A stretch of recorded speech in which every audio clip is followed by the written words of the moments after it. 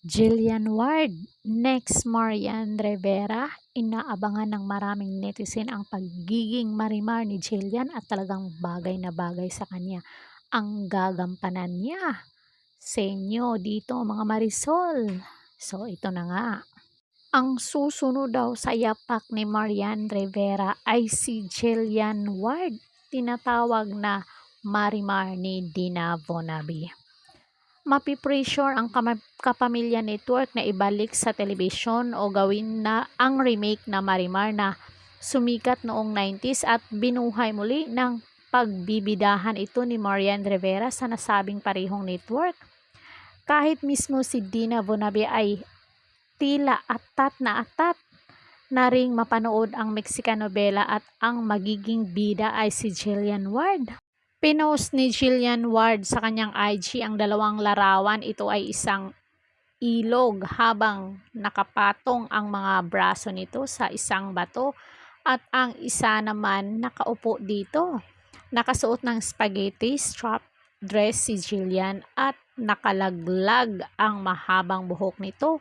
Kitang-kita sa itsura ng dalaga lalo sa pagkaupo dito na pasado nga siyang pagbidahan muli ang nasabing top-rated series. Oo, bagay na bagay sa kanya ang telenobelang Marimar. Sa larawang taglay ni Jillian ang kagandahan, apil, inosente mukha at kaseksihan na bagay sa project. Kaya naman sa comment, tinawag ng bitiranang aktres na si Dina si Jillian na Marimar. Hi Marimar, sabi ni Dina. Sabi naman ng isa pang bitiranang aktres na si Melissa Mendez, you look like a goddess. Ang ganda kasi ni Jillian Ward. Lahat ay nagsasabing napakaganda ni Jillian at ito na yung susunod na magiging prime time princess ng network. Samantalang hinamo ng isang netizen ang nag-iintrigang piki ang kaseksihan ni Jillian dahil naglalagay ito ng padding sa kanyang puwet. Sabi nga nito, nasa na yung mga nagsasabing nakapadding short lang si Doc?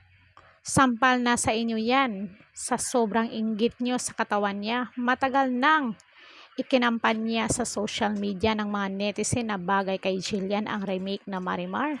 Kahit humakot ng maraming news ang paandar na Marimar. Sa inyo dito, Marisol and Marites, comment down kayo para sa akin bagay na bagay kay Jillian Ward ang papel or gagampanan niya na Marimar. So, ito lang muna ang ating latest update for today. Don't forget to like, share, and subscribe Corridor Official TV para ma-update kayo sa ating mga latest dito sa showbiz. Ring bell all niyo ako. Hanggang sa muli and thank you so much.